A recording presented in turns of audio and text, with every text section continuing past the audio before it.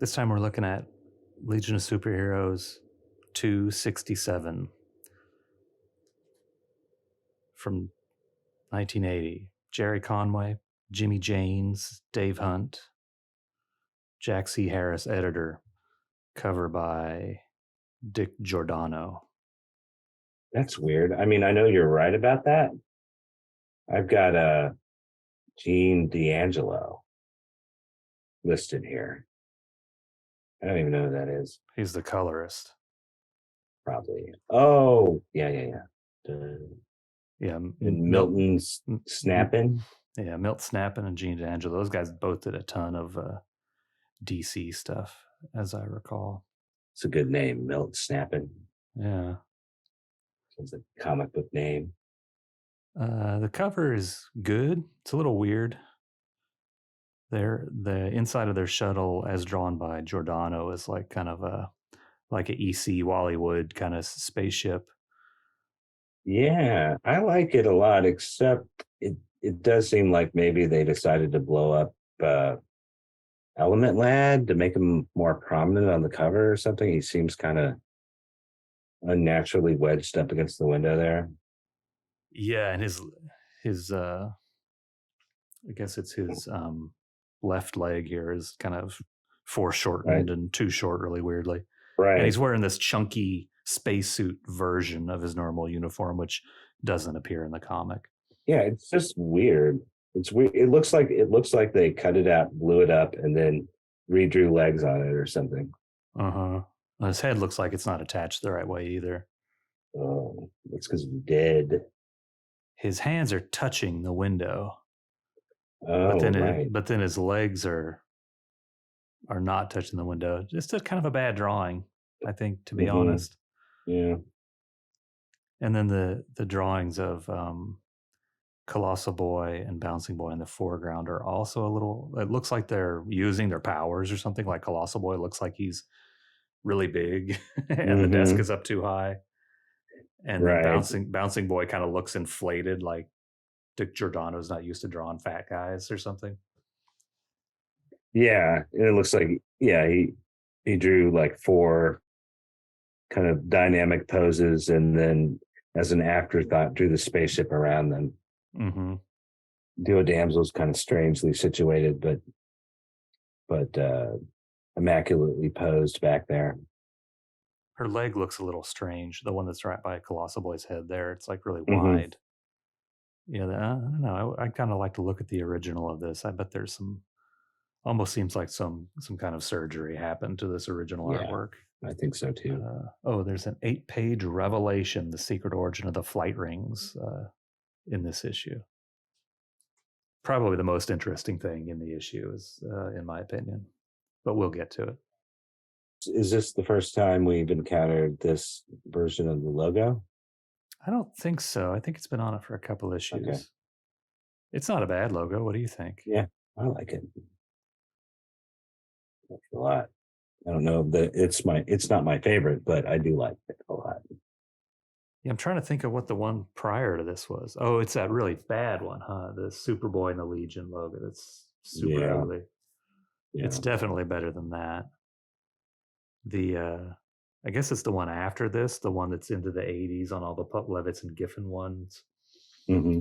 It's good. It's kind of staid, kind of boring, I guess. The one after this? Yeah, the one after this. Yeah. This one is kind of like a really typical superhero logo, but good and solid. Yeah, the other one, it kind of reminds me of their headquarters for some reason. Maybe because the headquarters has a big L on it. I don't know. It seems like architecture. Yeah, you're right. I think I like the mid 80s one maybe the best.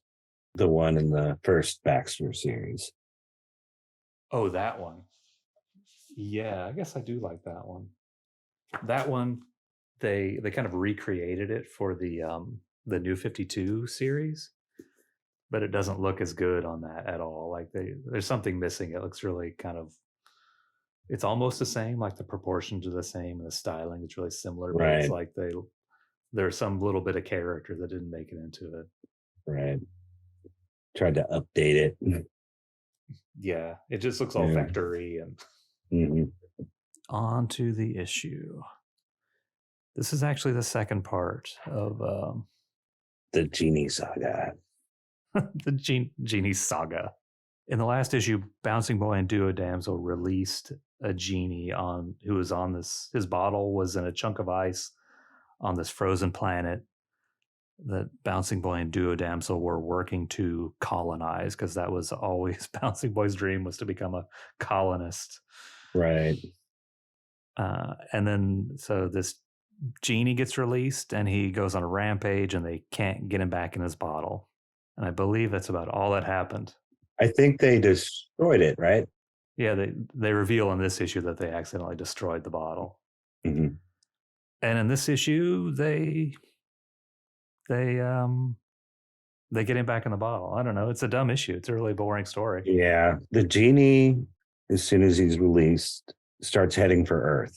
They somehow determined by his accent that he must be going to Earth because he has a... Oh, he speaks Arabic or something. So they call the Legion to tell them that this all-powerful being is coming to destroy the Earth. And the Legion, they don't take him too seriously. Just two of them decide to go check it out.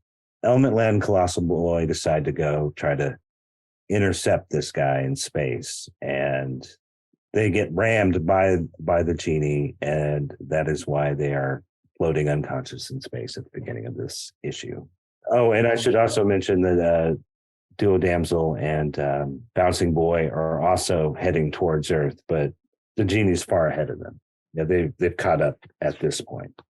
Are they in orbit around Earth right now? They're just in space. I think they're deeper in space. Yeah. But yeah, Element Lad's about to die, but within 3 pages, he doesn't die. He's going to be fine. Oh, she has some some super fast hardener to fix his broken space helmet. She decides to improvise using glass hardener. Like, it'd make more sense if it was like gum or something, right? Because that would actually be improvising, not using the exact thing you would use. And it would make more sense that she has it on her. I can't tell if she's pulling it out of her underwear there, or like... Yeah, she just sort of has it in her hands. Huh? Right. Where did she pull it from? She doesn't have pockets. Yeah, it's tucked into her, like her panty line. Weird. Maybe she has pockets in her cape like Superboy. Yeah. Oh, she says back on Wundil 9, that's the ice planet that she and Bouncing Boy are colonizing. Colonists use that stuff to seal their windows. Right. And she just happens to carry some in her undies or in the top of her boots or something. I guess it's kind of improvising, but yeah. It doesn't make any sense that she would have it with her. Mm-hmm. But she saves him. Oh, I noticed their shuttlecraft here. They're kind of are. I don't know if they're gradually making it less like the Enterprise. Mm-hmm. These things, I guess, on the Enterprise they call them nacelles. They're getting smaller. Right.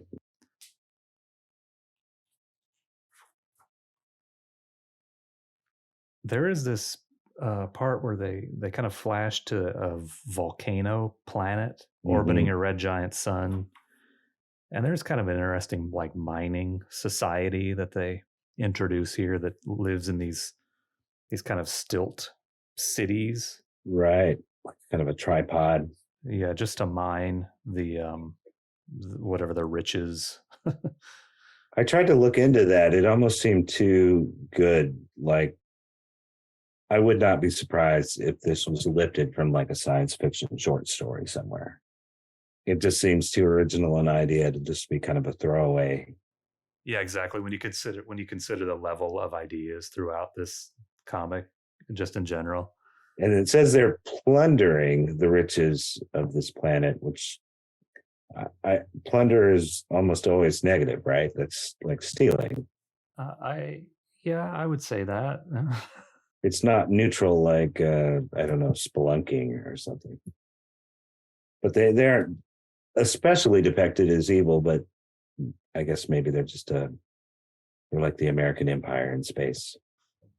Yeah, it's capitalists going to a place and taking it for all it's worth, extracting wealth. Yeah, leeching all the value from this poor planet, whatever beauty nature endowed this planet with.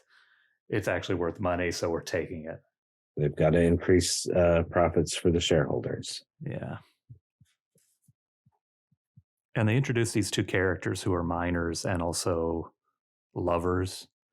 But the genie shows up and destroys this town, or the whole city, the dome, kills everybody in it. Everybody except this one redhead. She's free. That's right. Though it certainly looks like she died there at first. Here, yeah, he crunches her. This panel, right. I loved it. I thought this panel, probably the best thing in the comic. I'm just like, that looks like Go Nagai drew that or something. I wish the whole comic looked like this. Yeah.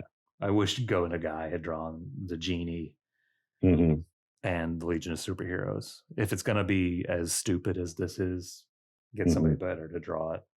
We'll have to talk about Jim James a little bit. Yes.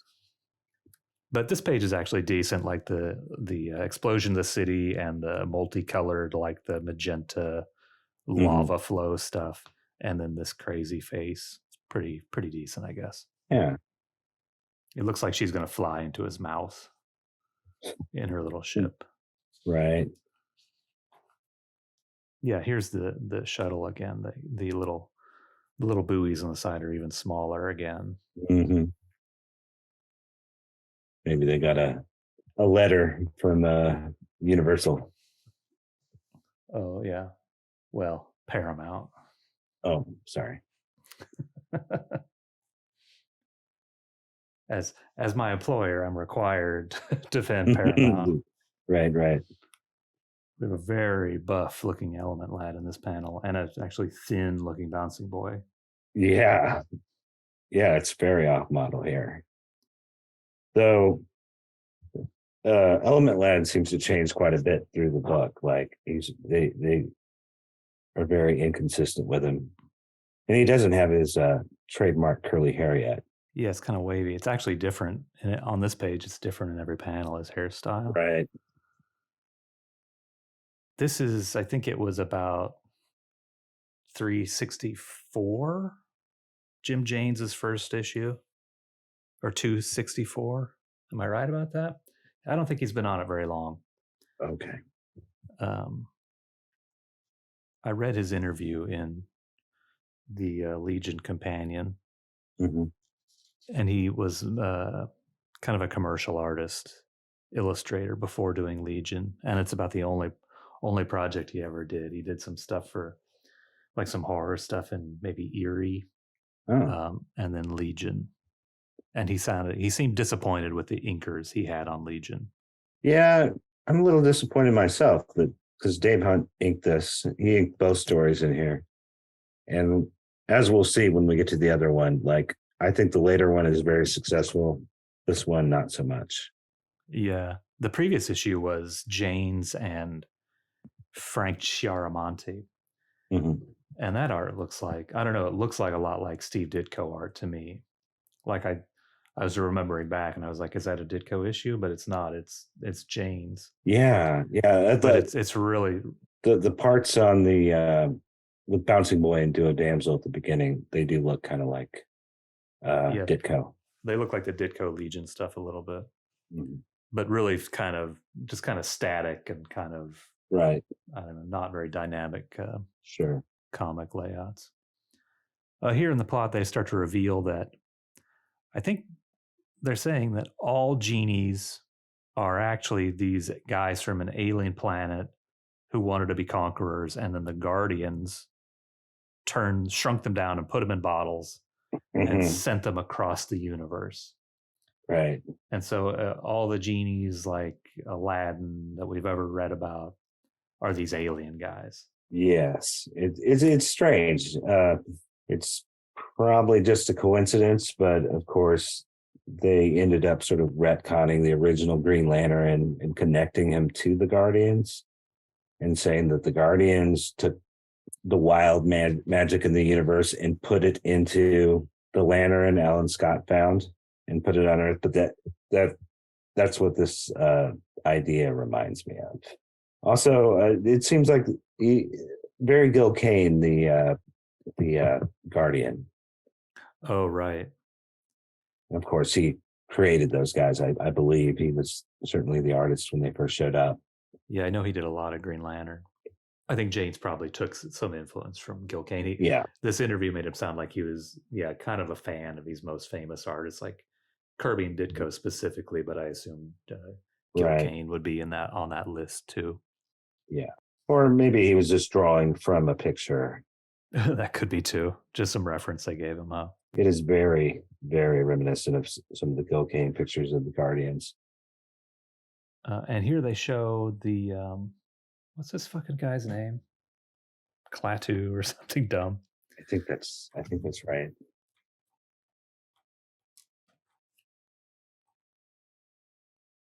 I forget. This evil genie guy, he goes back to Syria, Damascus, and they still have like a bazaar, Right. just like you might find in the 1930s Syria. Yeah, this is very unwoke. Yeah. And some guy says, "Praise Allah." And it's just kind of strange in general because they're talking about like they're so far in the future that what did Bouncing Boy say like he thought he recognized that ancient dialect that he was speaking in the first issue, but then it makes it sound like things are way different now. Like you're going to go to the Middle East or wherever, and it's going to be like Sky City or something. But no, it's like this kind of stereotypical throwback, markets and impoverished, perhaps. Yeah, it's just still the peasant bazaar out there in the desert Right, with like brick buildings and stuff. No progress has happened. right. But yeah, the genie's name is Cantu. Hmm.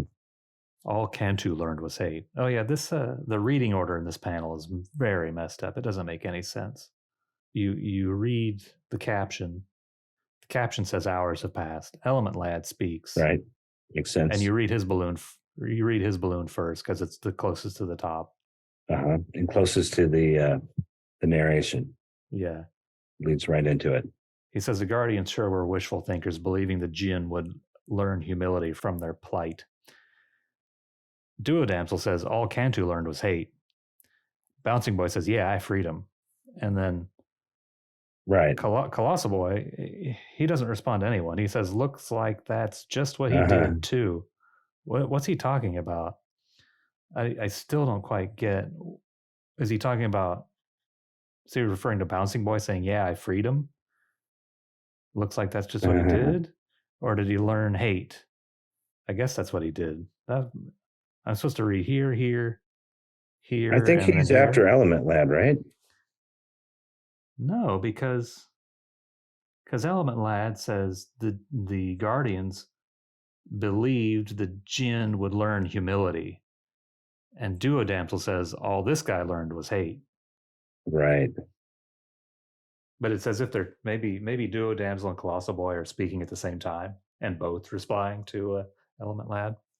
Well, wait a minute, because I think Colossal Boy must be second to last because he says, which means he's been imprisoned, and then Bouncing Boy says, "Yeah, and I freed him." Yeah, but it just doesn't make any sense when she says all Cantu learned was hate. Looks like that's just what he did too. Right. Unless is that supposed to be two different times he's talking because the balloon is divided like Maybe. that? Yeah, I don't know. There was a lot of confusion. Yeah. I mean, it's a bad comic altogether, so Yeah. that's what do you expect? Right. I guess Cantu looks kind of cool on this page, cool and evil, but he's also a stupid genie and he's green. He's gone to Earth to try and round up all the existing genie bottles. Yes. Because a score of them have been sent to Earth, right? I thought it said 10,000 of them that were sent to Earth. Oh no, it does say a score. Okay. So yeah, there's a score of them, 20. And they all look like kind of like wine bottles or something. They don't look like the traditional genie lamps that we're used to. Right. But they tricked him. They put Colossal Boy into a genie bottle. Colossal Boy punches him out. Um, I can't remember. Did he start out here and he left and became imprisoned? Was he on Earth at some point with the others? I don't think so. I mean, I don't know if they explained that because he was imprisoned in ice on this 1-9 place. Hmm. And I think in general, all the Jinn were from some other planet. They're not Right. supernatural at all. But there was the whole like he must be going to Earth because he's got that accent, right? Yeah. I don't know why he has an Arabian accent or an Arabic accent. I think Gerry Conway was like doing a lot of speed. He wrote a ton of comics. Mm-hmm. I wonder how many he was doing at a time at this time. I was gonna look it up, but he probably did like 10 a month or something. Should ask him on Twitter if he was on speed. Yeah, I should. He'd probably be really pleased to have that question asked. He gets it all the time, I'm sure. But then they to get him to go back into the bottle. I don't know where they got the magic bottle. Did they go to the Guardians? No. Element Lad deduced, it was a real stretch, but he deduced that this genie must be like the genie of lore and would grant Bouncing Boy 3 wishes. Oh, that's right. They wished to get a new bottle. So the first wish, he tried to get him to go back to the bottle, but for some reason it did not work. Mm-hmm. So they've come to the conclusion somehow, it's a bit of a leap, that the first bottle must have been destroyed, and that is why it didn't work. So his second wish is to recreate the bottle. Right. And we haven't gotten to the third wish yet.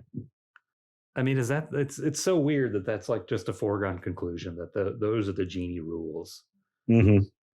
And I don't know if that's always how it is. Was that how, like, in like the real stereotypical version of like Aladdin, that's what it is. Like you rub Right. the lamp, the genie comes out and you get 3 wishes.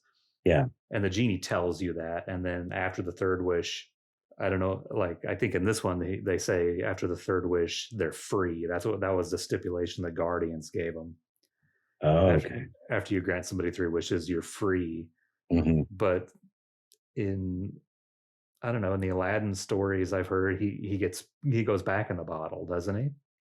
And sometimes he just lives in the bottle, and if you rub it, he comes out, and he gets 3 wishes, and he goes back in there, or something like that. Well, I guess they have to give him some reason to battle them, but it just seems odd. Like, why wouldn't he just go along with them and just give him his 3 wishes so that he can be free and not worry about it anymore? Why like run off from Bouncing Boy at the beginning? Yeah. Give him 3 wishes and they can be sort of like twisted versions of what he wanted that somehow backfire on him or something like sneaky genies like to do. But they didn't even introduce the concept of the 3 wishes. Yeah, he didn't even tell them. Yeah, like in like Robin Williams shows up and he's like, I'll give you 3 wishes. Mm-hmm. Well, let me introduce myself. This guy didn't do that. He's just like a dickhead from the start, and he leaves. Though that does add like maybe one of the only interesting things happening in here. This is the only story I've ever seen where he's having to grant wishes while he's fighting them. So while he's trying to kill them, he also has to like grant their wishes. That is kind of a funny idea. Yeah, he's like duo damsel, I guess. Her balloon is coming from behind his back. Mm-hmm. It's time for our third and last wish. You're obligated to obey me. And then he says, not if I squash you first. Right. And she says, the choice is yours, death or the bottle. Right. And that's why he goes back into the bottle. Right. And then yeah, she puts him in like a double bind or whatever. Like how does this work again? Like if he they'll either wish for his death or I should have reread this. Yeah, that's what the deal is. Like I'll wish for you to kill yourself, or you can go back in the bottle. Mm-hmm. And so he, I guess, chooses, but he could probably still keep fighting and kill them. with his Right. magic powers. Mm-hmm. Oh yeah, this was actually kind of an interesting twist. The duodamsel splits. We always talk about good Oh uses yeah, for yeah, duodamsel's powers, yeah. and so since it's like the genies never anticipated that one person could have two voices or whatever, you Right, know, right. she can Mm-hmm. make conflicting wishes against him. So that's what happens. He goes back in Right. his bottle. Like this is probably the starting point for Conway. Like he came up with this idea first and built the story around it. Oh, could be. They could have played it up. It's only one panel. Yeah, that's true. But like you said, the best idea is in here where he has to grant them wishes while he's trying to kill them, Right. and where she has a very novel use of her powers. Mm-hmm. That's all happens on this page. Mm-hmm. Now that they've got him in the bottle, they're going to round up all the other bottles that they find and store them on the moon. Of course. And they located them with something called a cosmos scope. I don't remember if they mentioned that earlier in the comic. I've never heard of the cosmos scope. Surely they're not. This is not the first issue they thought to use a name like that. I don't know. But no, I don't remember. I think they should store all the genie bottles down in the prison cell where they keep Mordru. Right in their basement, in the miracle machine, for new recruits to stumble across. They should put a pile of rocks on a shelf just above all the genie bottles. Uh-huh. And then they float the idea of Bouncing Boy and Duo Damsel rejoining the Legion. Which they do. Well, she says we'll talk about it. Yeah. I think they start regularly showing up, though, after this for a couple of years. Oh. Duo Damsel makes it sound like they gotta have a important conversation about it first. Right. I think they do. I think they rejoin after this, but I could be misremembering. Yeah. But that's it. That's the saga of Nantu the Genie, two-parter that needed 2 issues to tell that story. Sadly, he never returned, nor was there ever any reference to him ever again. Which is like one of those things, like, seemed like if you were in a real bind, you'd think Brainiac 5 might go crack one of those bottles, you know, get a couple wishes granted and figure out some way of tricking him back into the bottle. Yeah. But it's like the miracle machine. They just have it in the basement and they forget about it. What do you think happened to all those genies in Legion of Superheroes number 20 when they blew up the moon? Did it kill all the genies, or are they all free now, or what? I don't know. Do you think they survived the anti-monitor business, the crisis? When they get wiped? Yeah, I don't know. I think the Guardians could probably just anytime show up and do it again to them, right? Yeah. The next story is called The Grounded Legionnaires. It's by Paul Kupperberg, drawn by Steve Ditko and Dave Hunt. Early job by Todd Klein, the letterer. This one, some kids are doing a tour of the Legion headquarters, and they're going to get a crash course on the invention of the Legion flight ring. And I guess this half-naked lady is conducting the tour, Shadow Lass.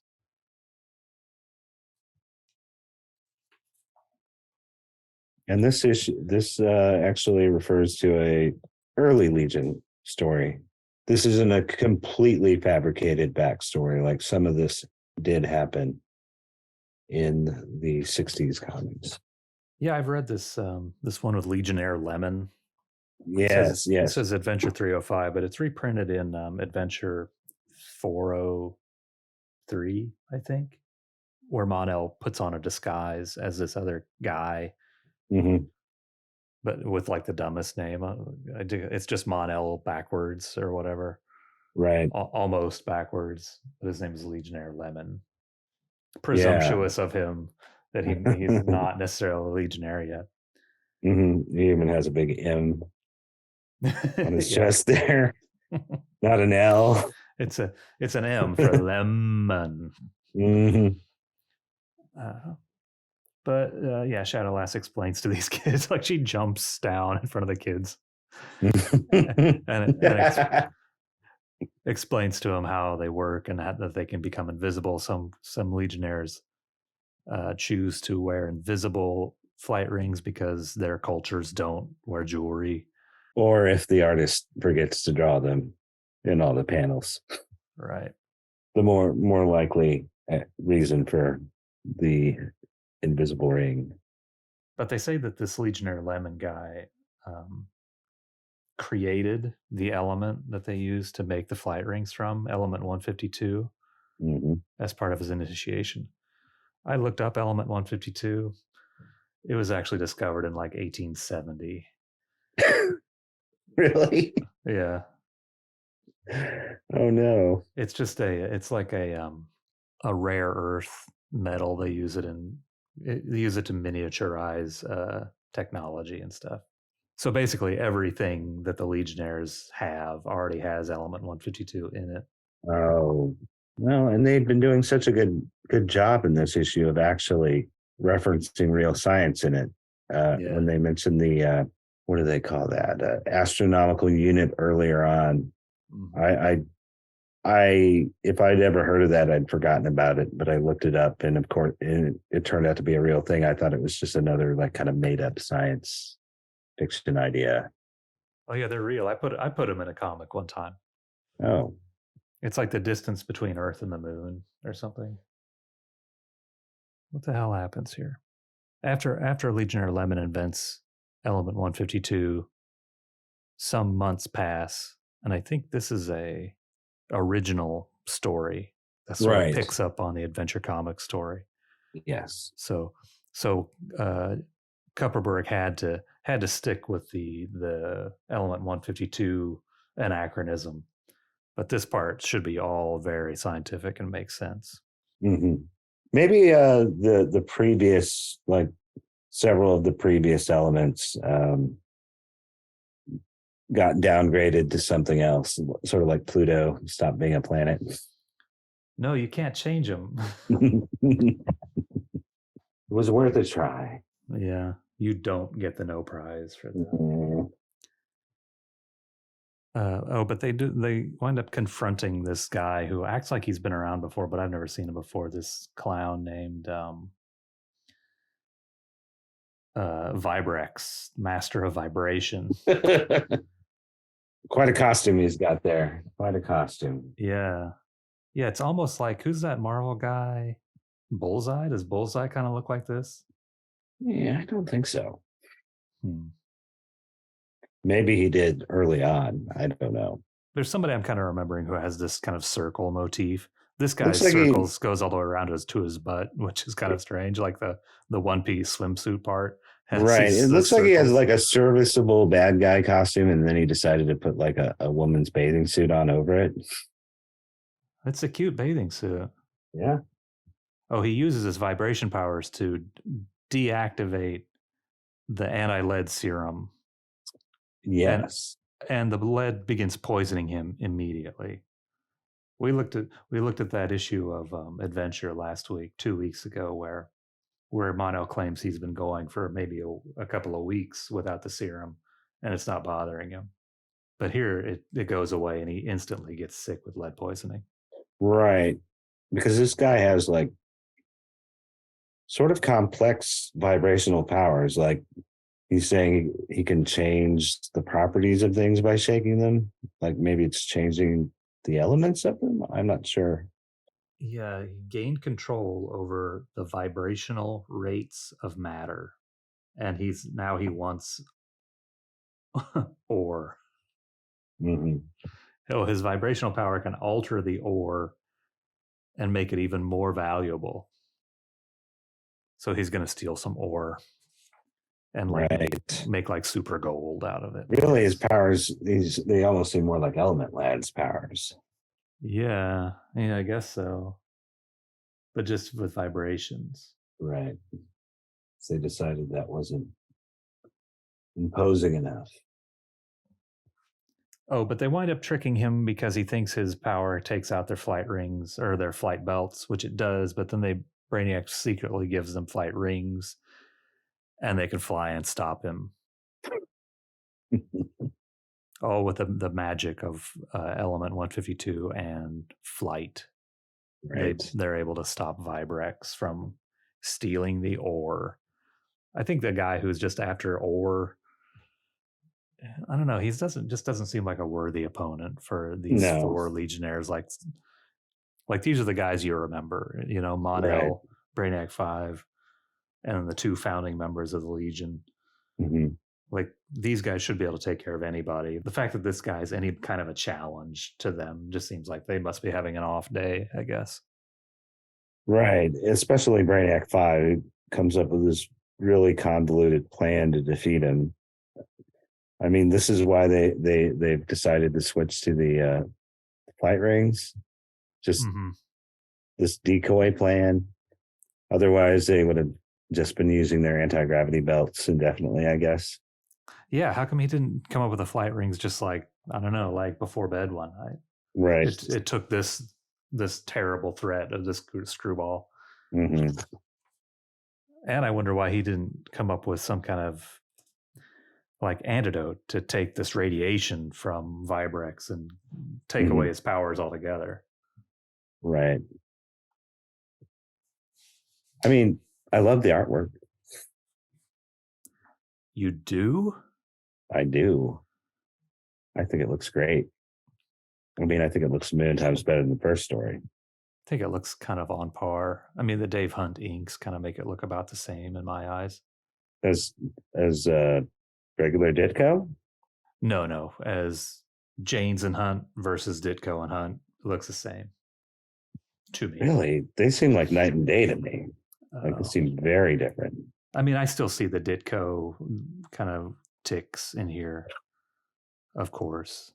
Well, I don't know. I guess I think Dave Hunt's style, his inking style, must complement cartoonier illustrators like Ditko and gosh, we were just talking about him the other week. The Green Lantern guy, Oh, Staten. Staten. Yeah, I think he makes their work look better than it normally looks. Like I think this looks a lot better than most of Ditko's work from around this time. Mm-hmm. But I think he's inking it differently too, though, because the lines are just thicker. Like it's like thicker brushstrokes. Oh, versus the, yeah, you're right. This has a more, I don't know, retro feel to it. Maybe that's because of the story, the tone of the story called for that. Well, it has this kind of 6-panel, very Mm-hmm. static, gridded kind of look. Mm-hmm. Yeah, I don't know. It just looks kind of cramped. Like I guess Yeah, he makes it is look cramped. makes it work, but it's still kind of cramped when there's these guys.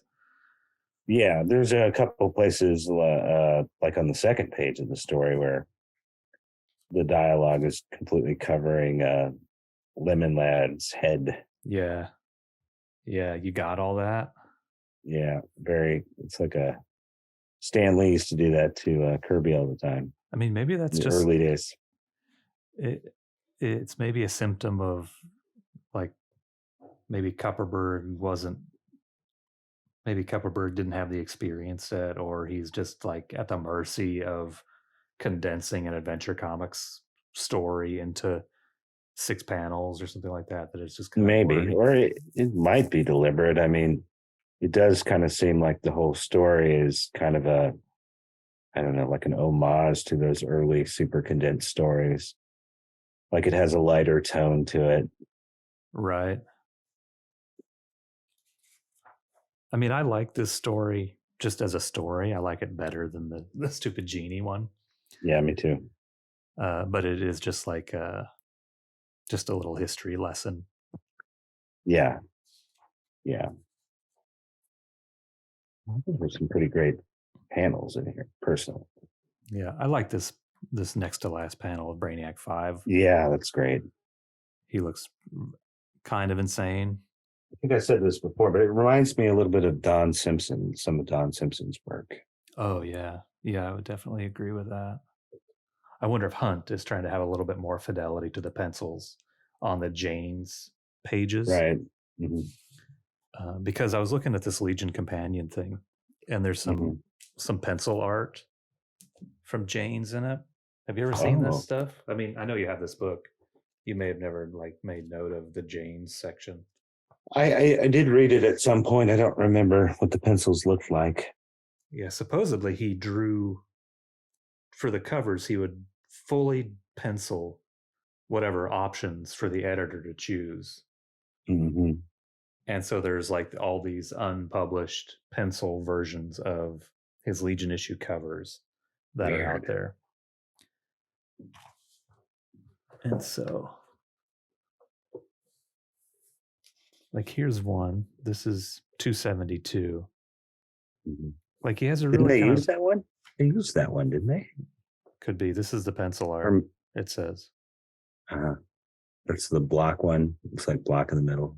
Yeah, it's block, and this is wildfire blasting. And this is the League of Super Assassins, I think. Mm-hmm. Here's one. Like, it's really kind of feathery, kind of side ear pencil kind of artwork. Mm-hmm. And yeah, it's probably impossible to see this small, but his artwork looks in pencil form looks quite a bit different than any of the finished stuff. Looks pretty good here. Yeah. I guess this one's in the Gerry Conway interview. Where's the Jim James interview? Here we go. That's just on the next page. Yeah, like this Timberwolf one. Yeah. It's almost like an image style or something. But they say this is an unused version of the 270 cover and not like some recreation that he made in 2000 or something. Yeah, that looks like what's his name? Valentino. Oh, does it? That's what it reminds me of. He says he liked Timberwolf and liked that he was like Wolverine. But he says in the interview, he says he designed this guy, Dagon the Avenger, which you said looked like a He-Man guy or something. Right. He-Man or Kirby. Yeah, he was going for a Kirby look, he said. Mm-hmm. Yeah. But the shaded pencils one here on this other 270. He's got a Darth Vader helmet. I just noticed that. Oh yeah. He's like Darth Vader with horns. Oh, I was just pointing out the shaded kind of artwork. Like I could see how this stuff might be hard for a typical comic book inker wouldn't be able to handle this or wouldn't have time to do this, right, to get this kind of toned look. And so you just don't know what you would get from it. So I could see how Jane's might not be happy with how his work is inked when this is what the pencils are like. Jack Kirby kind of did that a lot too, like the fully rendered pencils. And I mean, it worked out for him pretty well. But to me, it always seemed like I admire it and it looks good, but if it's not going to translate, aren't you kind of lying to yourself? Like that's not what it's going to look like at the end. So how do you know it's a good drawing if you know what I mean? Like you can make it look, you can make pretty rough drawings look good if you put lots of shading on it and stuff. So it seems like it would be harder to judge how good your composition was if you're obscuring it with all the shading while you're making it. You know what I mean? I guess so. I guess I know what you mean. I mean, like if you strip the shading out and just ink this, it might suck. Oh, I guess. I mean, I think this looks like a good drawing, shading or not. Which one? This one. Is that what we're talking about? Well, yeah, that is a good one.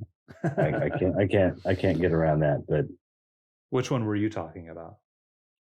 Well, I was just kind of thinking of his artwork in general. Like, I wonder if,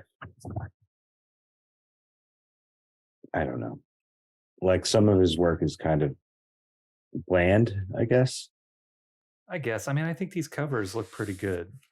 The interiors, they're static and bland and kind of flat. Like he's maybe not a good comics storyteller. Like that's not his strength. But these covers, I think, look pretty good. Like this one of Colossal here, page 134. Really? Oh no, that The, one the is the bouncing boy least figure is a impressive little one weird. to me. Oh, really? Oh, that's the one we just read. Huh? Giordano did the cover for that. Uh-huh. This is an alternative cover to the one we just read. I mean, the city looks cool. Yeah, there's no genie. I don't know why you didn't put the genie on there.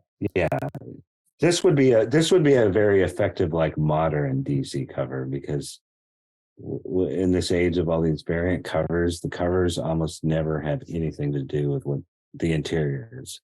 They're usually just pictures of the characters heroically posed. I assume by design because they don't know what issue it's going to be thrown on. Yeah, I kind of like the look of Colossal Boy here. The other Yeah. figures, maybe not. Yeah. Yeah, I mean, I can see a lot of good things about it, but yeah, it doesn't tell you anything about what's going on in the story. Yeah, It looks like kind of like a pinup. I like this one. I like the crazy figure of Lightning Lad here, Oh yeah, and the Mon-El kind of looks like has kind of a Dave Cockrum look almost to it. I think I like this one the best of the ones in here. Yeah, I kind of think that's all they had, right? There's not any more after this.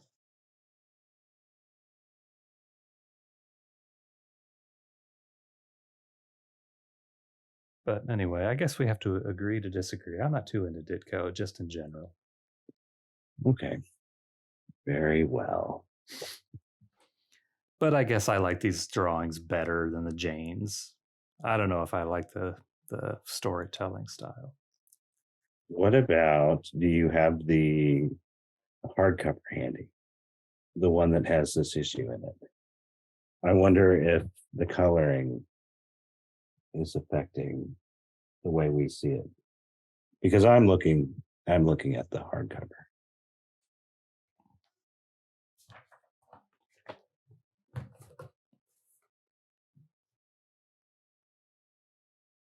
I think my favorite page looks even better in the hardcover.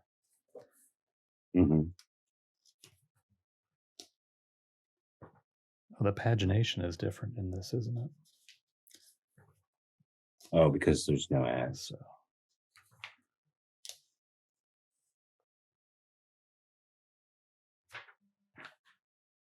yeah, I mean, to me, it looks the same. I see it the same way. Okay. Okay. Very well. I mean, I guess in general, I think it's a pretty decent looking comic. So obviously, this is not one of the higher points in Legion history. There's a lot of so-so to outright terrible comics in this stretch between the two long Levitz runs. But there are a few good stories in there, and maybe instead of like randomly grabbing one, maybe next time I'll pick one that I think is better. It's a decent story. On the other hand, it is kind of fun just to let loose on tear one apart. Yeah, I don't mind reading the bad ones. Right. Yeah, I'm kind of curious how the rest of the Gerry Conway type of stuff reads, or the Roy Thomas stuff. I haven't looked at it in so long. I mean, this one, and then skimming through the previous one, they're like, I don't know. It's just like they just fall flat. It's like a super dull comic book, and just like the idea of a Legion fighting a genie. Like, I mean, he's obviously just writing this comic for 8-year-olds anyway. I understand that. Mm-hmm. I don't know, just not that great though. So that's Legion of Superheroes 267. We did it. I'm not going to say it. All right. Yay.